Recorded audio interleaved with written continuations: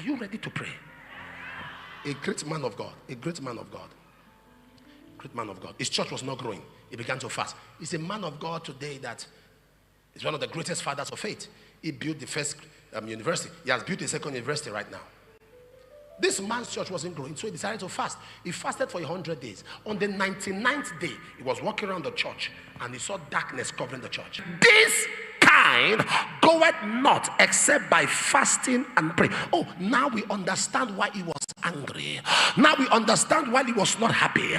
Now we understand why he was provoked. What if you juxtapose the two verses? You now understand why Jesus was trying to say to them, when I told you to fast, you felt there was no need because you had no problem. When I told you to fast, you felt there was no need because there was no mountain. Now a demon has come, you could not cast it out. If you had fasted before it came, you will not face the shame you faced. If you had fasted before it came, you will not face the mountain you are facing. If you had fasted before it came, you will not face this challenge you are facing. If you had fasted before it came, you will not be this embarrassed now. What does that tell me? When I come to church, when I serve God, when I give my offerings, when I pray and I fast, I may not see an immediate result, but I am banking it. I'm building credit with God, waiting for a day of withdrawal. If you had fasted before it came, what you faced, you will not have. Am I communicating now? So Jesus was trying to tell them the benefit of proactivity, benefit of preparing ahead of time, the benefit of not waiting for battles before you engage warfare, the benefit of building credit with God.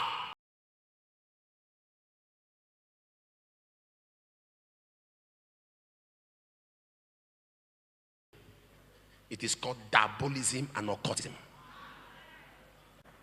Diabolism and occultism. Diabolism and occultism. Do you know why it took Moses a long time right there in Egypt to get God's people out of Egypt? Was occultism and diabolism. Moses dropped his rod. Magicians dropped their rod.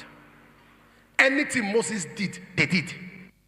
Moses had to overpower them by speaking to the water. Do you know everything Moses did, they did until Moses, God said to Moses, stretch your rod to the sea. They couldn't do that. You know why? The power of their operations was from the sea. So they could not stretch their rod against the sea because the kingdom divided against itself.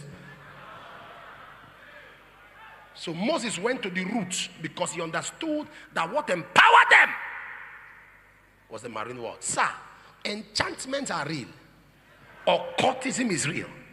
There are husbands and there are wives today that are facing.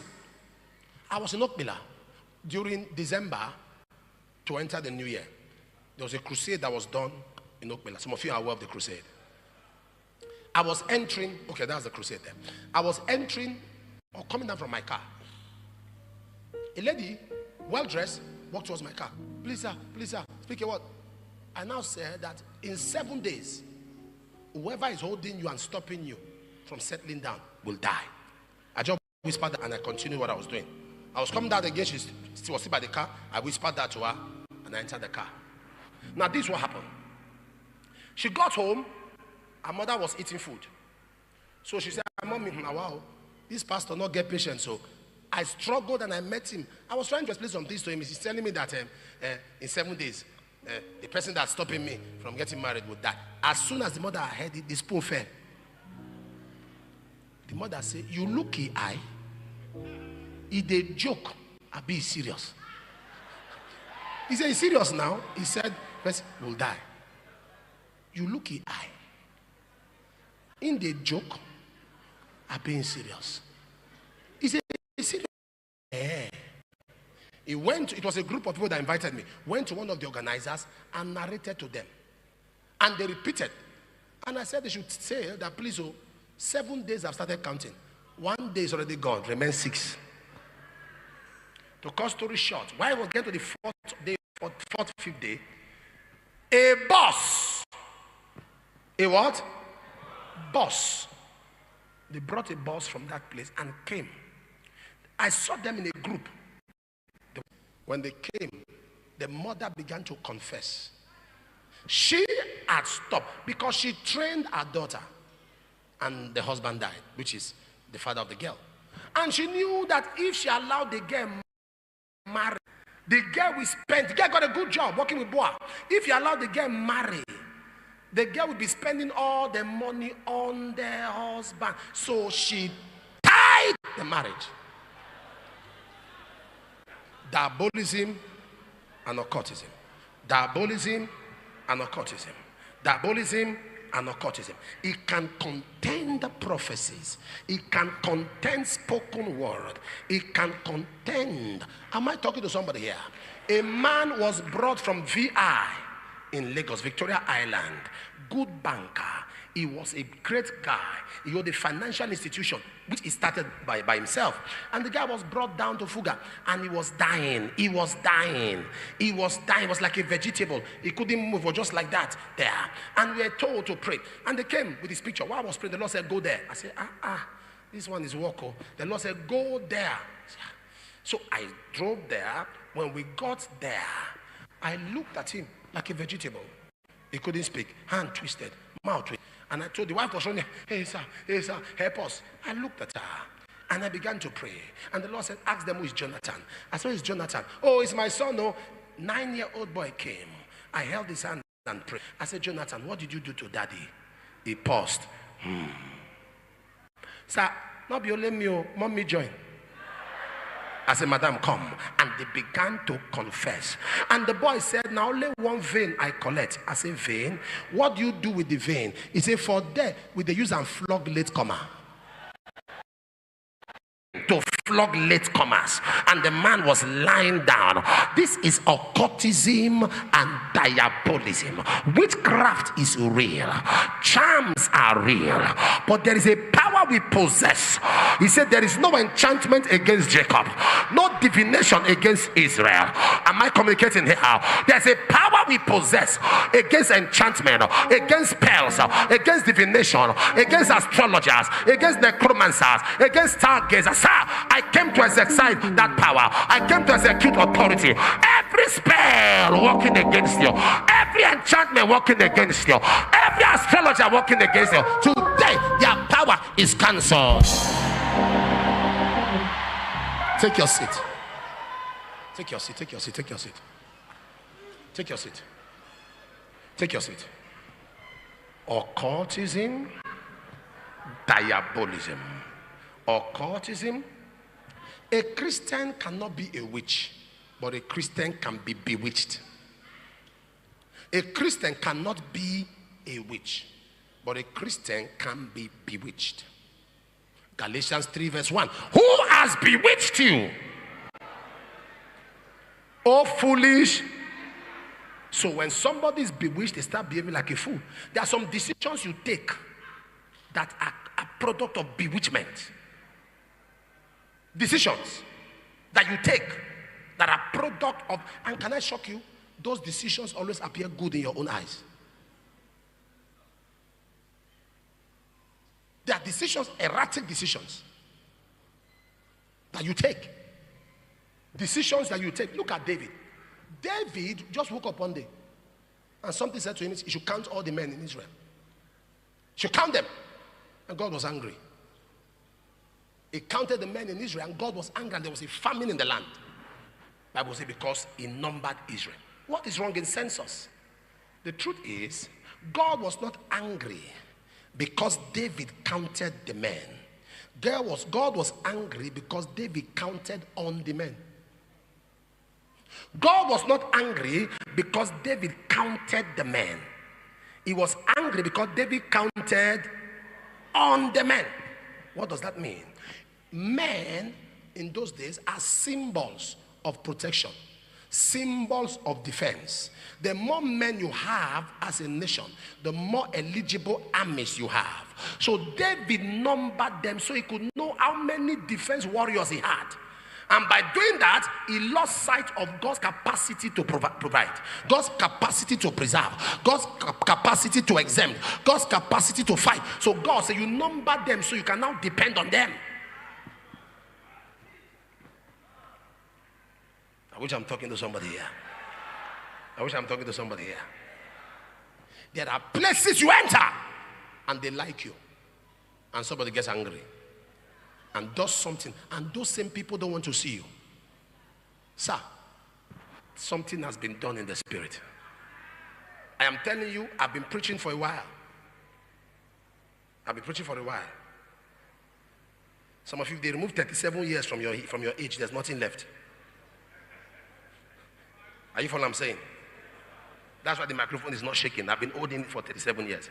And I can tell you that there are people today, it's like a movie. The way their life is going, somebody is doing something. Luke chapter 7 verse 32. Luke 7:32. Luke 7:32. Are you ready to pray?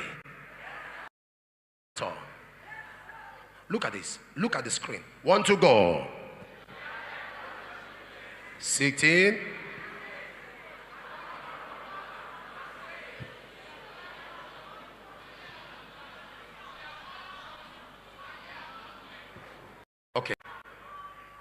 Okay. The Bible says life is a marketplace. Is that true? Now, ladies and gentlemen, what do you do in marketplace? You buy and you sell. If you are not buying, but he's saying that there is a third category of people that come not to buy or sell. All they come is to blow whistle. They are not buying, they are not selling. All they come is to pipe for somebody to dance. You are seeing somebody dancing a dance of failure, a dance of poverty. You don't know why. Somebody in secret is piping. Your husband just wake up and is dancing a dance that is leading towards divorce. Somebody is piping. You see people weeping. Behind, somebody is mourning. You don't know why all of a sudden, no favor, rejection. Anywhere you enter, people turn their back on you. Somebody is piping. You used to be very appreciated. You used to accelerate, do things easy. Now it has become cumbersome and hard. You discover there's this hatred from people, from neighbors, from friends, from colleagues. Somebody. Are you ready to pray? A great man of God. A great man of God. Great man of God. His church was not growing. He began to fast. He's a man of God today that is one of the greatest fathers of faith. He built the first university. He has built a second university right now. This man's church wasn't growing, so he decided to fast. He fasted for 100 days. On the 99th day, he was walking around the church and he saw darkness covering the church. Commanded the darkness to be lifted. The next Sunday, 66 people came for the first time. And he asked, one of the ushers asked them, we know they do program. We are not doing anything. How now come? They said, because you people change your church from white garment to Pentecostal. That's why we came. I'm not against white garment churches. Because you turn your church to white garment, from white garment to Pentecost, meaning as people were passing, they were not seeing people on suits. They were seeing everybody white garment.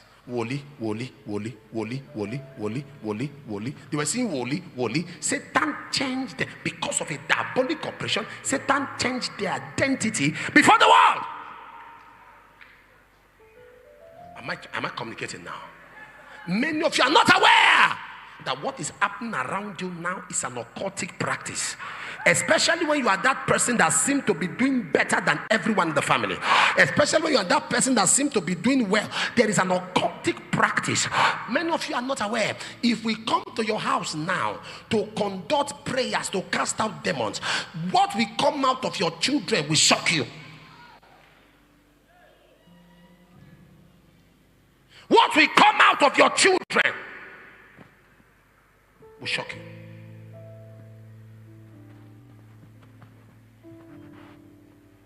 A pastor's wife, general overseer, pastor's wife, was dying. They brought the lady. She couldn't talk. When they lay on the ground, I had to stoop to put my ears to her voice. The Lord said, pray. And I laid there. I was angry. I was praying. Thinking as a man, with the anointing of my life, as a man of God, she must be well. You can't bring her here and she go like that. God called me. I'm an apostle. God said, cool down. Better cool down there. I lay hands on her. Come out there. God said, shut up. I've told you when cases are brought to you, ask me. She is a witch. Yeah. Jesus Christ. How do I say it now? Man of God. I said, Jesus, how do I say this now? I said, sir, it's like there's witchcraft. Can I just say you are a witch like that? It's like witchcraft. There's some symptoms of. The Lord said, that's not what I told you. She is. So I said to myself, well, whatever wants to happen, let it happen. I said, ma, with all due respect, the Lord said you are a witch.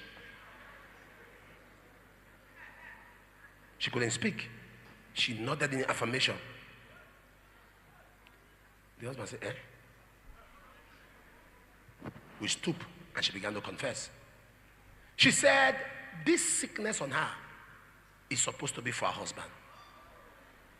That in the coven, everybody submitted their own. But when it was time for her to bring her husband, she did not say because her husband is too good. So she was told to carry it. The man was still crying. Hearing that she's a witch. Apostle, what can we do? Can't we cast it out? Can't we? That's how much unconditional love. It was her husband. She said no. There are some men that are so wicked. Even before they get to their wife's turn, they will volunteer.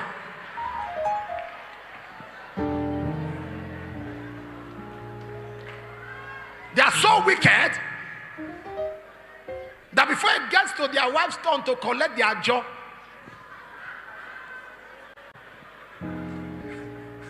they will volunteer. I'm talking of how life is spiritual. I wish I'm talking to somebody here. I was sitting down with my biological father one time, and he said, Apostle, elections are held in the spirit. I was looking at this man and said, this old man, what is wrong? Is he losing his brain? Election that will stand on the queue. We will carry PVC. We will go to ballots. He said, elections are held in the spirit. I said, okay. You know, when they're in that generation, there are some things they just say, He began to explain to me. He said, and it's true, in this town, is the only one that has done a zero-party election. An election, nobody could oppose him because it was too overwhelming that he was going to win. I don't know if you understand what I'm talking about. It's like you put delegates, you put 15 delegates, the 15 stood by him. You went to the party, it's only him, they stood by. So it was a zero party. It's like just take and go. Because at his younger age, he used to pay tax for people in Auchi. Elderly women would be in the farm because tax collectors will come to your house to collect tax. So people will go and stay in the farm.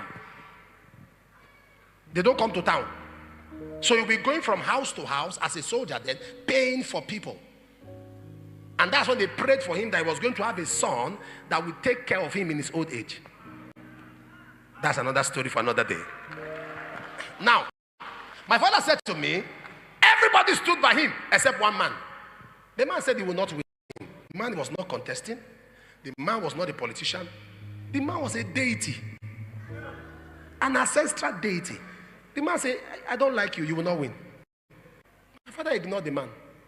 After all, you are just one vote. If only you vote against me, I will still win. And the man said some things to him. And the things he said happened. Oh boy. And the man said, let me think about it.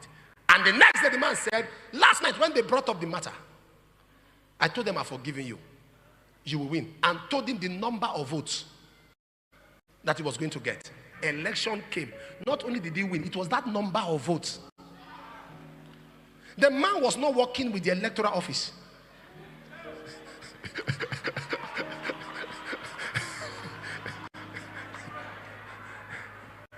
He was not working with the electoral office, but the man was spiritually seated in the control room.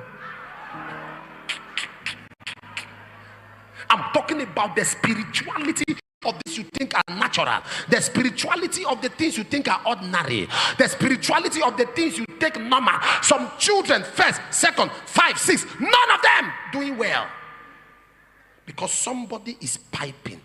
Who is ready to pray? Be up standing right now. If there's a man to pray,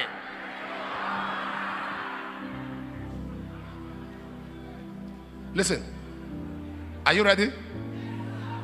Look up. Look up. Father and mother comes from abroad. with passports in their hand that they want to relocate their children, so they're about to put in for them so that their children can get visas to help them. But there is one of them that didn't come with the passport, and the girl is crying. They say all of them will go, but this girl cannot go, so they would settle and they will empower her so she can do something here. I'm like, why? It won't take you anything to put in her name. They say, Apostle, you don't understand. Just pray on the passports. I say, why? They said, this girl is our daughter, but she does not appear in photographs. I said, I don't understand. She does not appear in photographs. I was in the family, not appear in photographs. I said, they brought their family photos where all of them stood. You will see a vacuum. Say, that is the girl. Where she stood, there will be a vacuum. And you know me, in my nosy and busybody, I like experiments. So that when I'm talking, if you're arguing, I will stand my ground. I call my secretary, I say, come. All of us stood. No, she stood first. I said, snap. It snapped. Don't see anything. So I now say, okay. I called, one pastor was there. The pastor stood, we stood, and I stood. We snapped. I saw the pastor, I saw 2 other people, I didn't see her. I said, everybody come. Everybody stood. We are like 11. They snap. So I now said, the 2 phones have problem. My phone is anointed. Carry my phone. We put everybody. Oh boy. Not be my phone, no. Snap! I know see sister. She could not do a youth service. She could not do make anywhere passport photo is needed. She is disadvantaged. I say, yeah? Sir, you think that's natural? Thank you for watching the video to this far. Always remember, that winners never quit, and quitters never win. Yes, you can.